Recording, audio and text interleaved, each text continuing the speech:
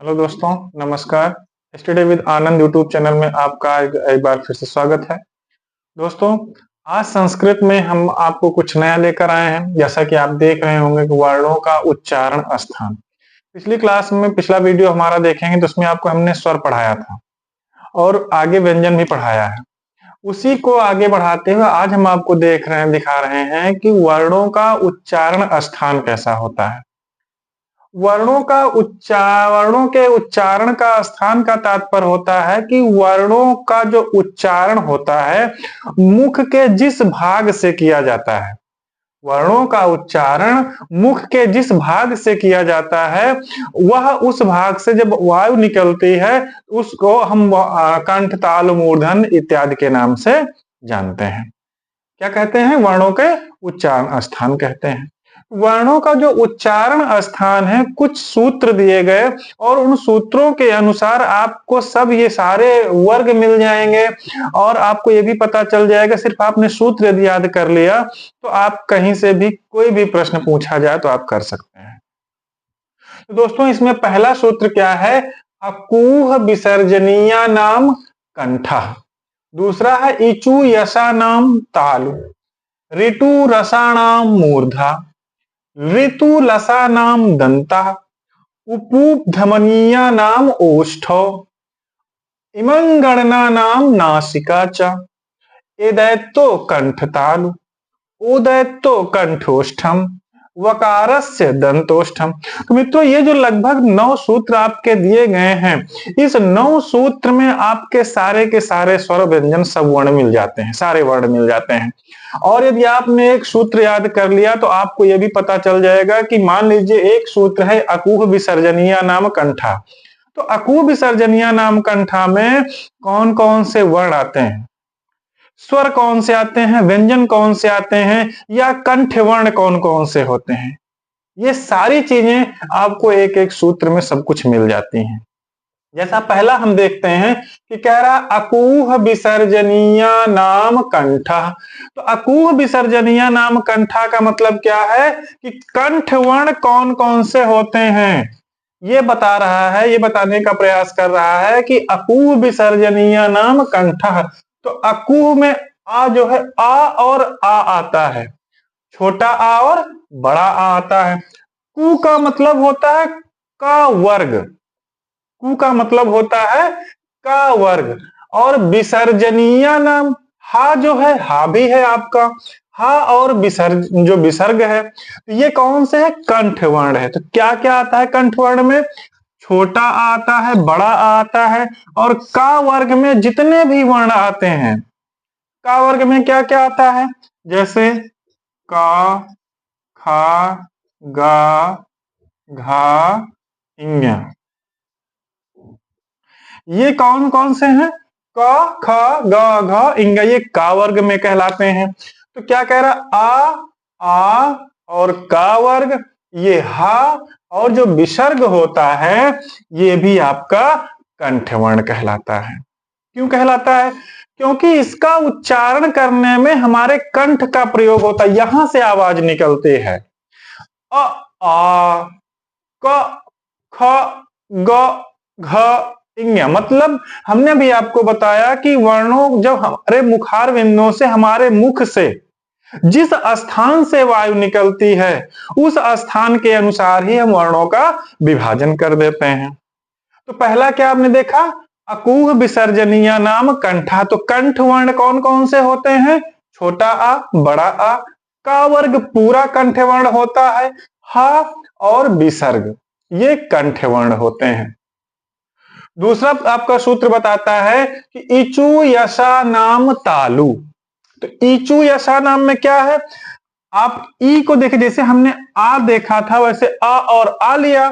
इसी प्रकार से ई का मतलब क्या है कि छोटी ई और बड़ी ई। फिर चू का मतलब क्या होता है? चा वर्ग हो जाता है। या का मतलब या, और यशा का मतलब शा। तो अब ताल वर्ण कौन कौन से होते हैं आप समझ गए होंगे कि छोटी ई, बड़ी ई। चू का मतलब चा वर्ग, और या और सा देखिए आप, ये छोटी ई, बड़ी ई। चा वर्ग का मतलब क्या आता है? चा, छा, जा झा चा छा जा झा या।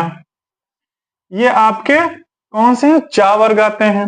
तो चा वर्ग में आपने देखा कौन कौन से वर्ण होते हैं? ई, चा वर्ग, या और शा। तो ये आपके क्या हैं? इचु यशा नाम तालु, तालु के अंतर्गत आते हैं। क्या आते हैं? तालु के अंतर्गत आते हैं। क्या आते हैं?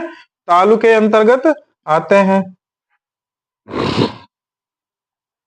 तालु के अंतर्गत आते हैं। फिर अगला आता है ऋतु रसाणाम मूर्धा। ऋतु रसाणाम मूर्धा। अब इसमें री आ जाएगा, टू का मतलब टा वर्ग आ जाएगा, रा का मतलब रा, और ये शा आ जाएगा। तो अब इसमें देखिए री री री री आ गया, टू का मतलब टू वर्ग आ गया, रा और शा आ गया। अब टा वर्ग में कौन कौन से वर्ण आते हैं? टा, ठा, डा, टा ठा,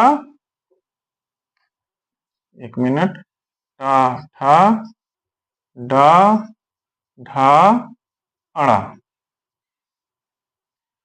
ये आपके आ गए टा वर्ग में। तो टा वर्ग में कौन कौन सा है? टा ठा डा ढा अड़ा। तो ऋतु रसाणा मूर्धा, री आया, टू वर्ग आया, रा और शा आया, रा और शा आया। फिर अगला आता है ऋतु लसा नाम दंता।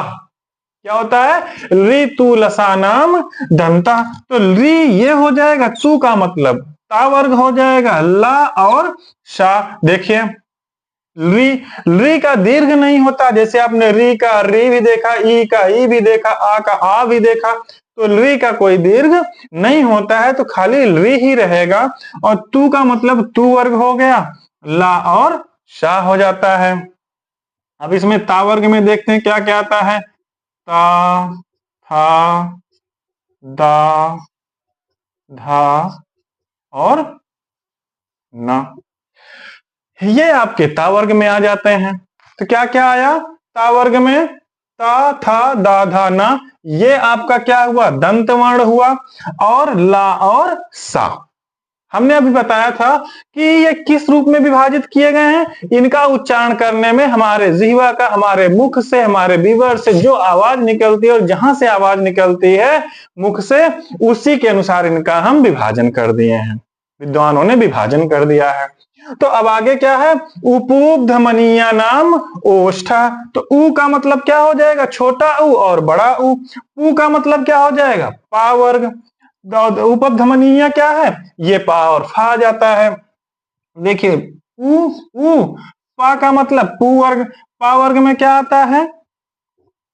पा, फा, बा, भा और मा। ये आपके 5 वर्ण आ जाते हैं। ये 5 वर्ण आ जाते हैं पा वर्ग में। ठीक। फिर आ रहा है इमं गणिना नाम नासिका चा। अर्थात जिनका उच्चारण करने में नासिका से हमें उच्चारण करना होता है, जिनका उच्चारण करने में नासिका का प्रयोग होता है, उसे हम नासिक के वर्ण बोलते हैं, या अनुनासिक वर्ण के नाम से भी जानते हैं। इसमें कौन कौन से आते हैं? ये 5 वर्ण आते हैं। ये पांचों वर्ण आप देखिए तो हर वर्ग का जो अंतिम वर्ण होता है वह इमं गणिना नाम नासिका चा कहलाता है। देखिए जैसे ये है, ये है, ये है, ये है, ये है, ये आपके नासिक के वर्ण हो गए। ठीक है। फिर अगला सूत्र आपको कहता है ए दैत्यो कंठ ताल।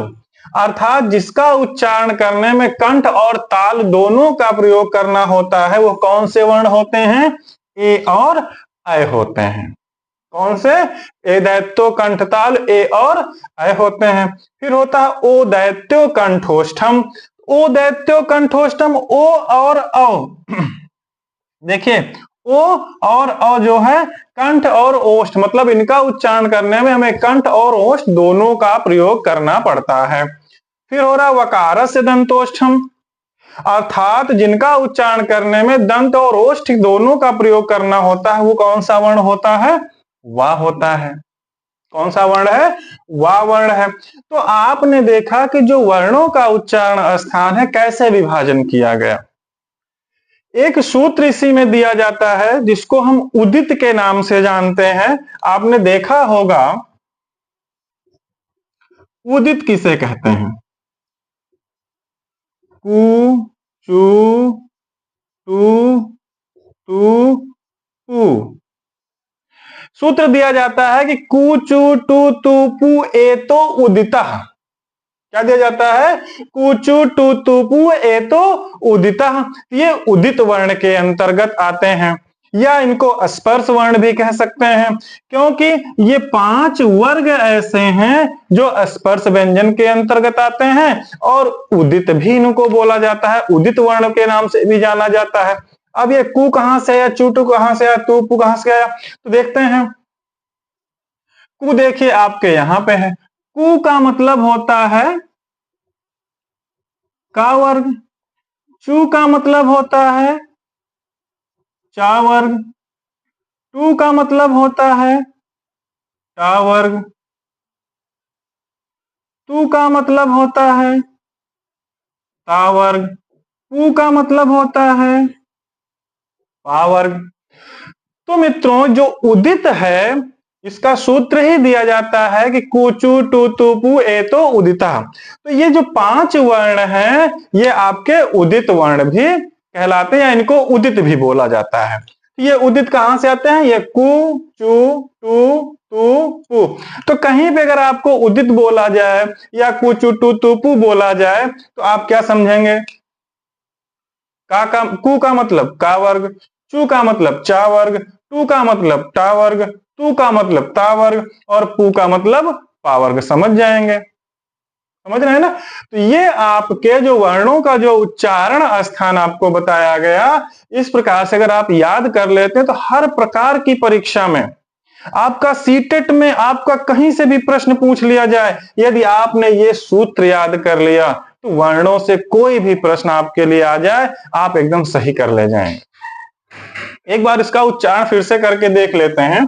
अकूह विसर्जनीया नाम कंठः, ईचू यशानाम तालु, ऋतु रसाणाम मूर्धः, ऋतु लसानाम दन्तः, उपूब्धमनीया नाम ओष्ठौ, इमं गणना नाम नासिका च, एदैत्यो कंठतालु, ओदैत्यो कंठोष्ठम, वकारस्य दंतोष्ठम। तो अकू विसर्जने नाम मतलब कंठ, कंठ, तालु, मूर्धन्य, दंत मतलब मूर्धा से उच्चारण होगा, दंत से उच्चारण होगा, ओष्ठ से उच्चारण होगा, मतलब हमारे दोनों ओठ जो है आपस में स्पर्श करते हैं, जैसे ऊ, फिर पावर पा, फा, बा, भा, मा इत्यादि। इमंगणना नाम नासिका चा मतलब जिनका उच्चारण नासिका से होता है उनको हम इमंगणना नाम नासिका चा सूत्र समझते हैं। ए दैत्यो कंठ तालु जिसका उच्चारण करने में कंठ और तालु दोनों का प्रयोग होता है, ए अय होता है। ओ दैत्यो कंठोष्ठम, ओ और ओ जो कंठ और ओष्ठ दोनों का प्रयोग करना पड़ता है। वकार से दंतोष्ठम जिनका उच्चारण करने में वा का प्रयोग, वा वकार से दंतोष्ठम अर्थात दांत और ओष्ठ दोनों का प्रयोग करना होता है, वो वा वर्ण होता है। मित्रों कई बार ऐसे प्रश्न पूछे गए हैं आपके सीटेट की परीक्षा में, तो बहुत महत्वपूर्ण आपके लिए है। मित्रों ये अगर आपकी क्लास हमारी क्लास आपको अगर अच्छी लगी हो तो आप हमारे चैनल को लाइक करिएगा, सब्सक्राइब करिएगा। कुछ नया लेकर फिर आपके सामने आते हैं। Thank you.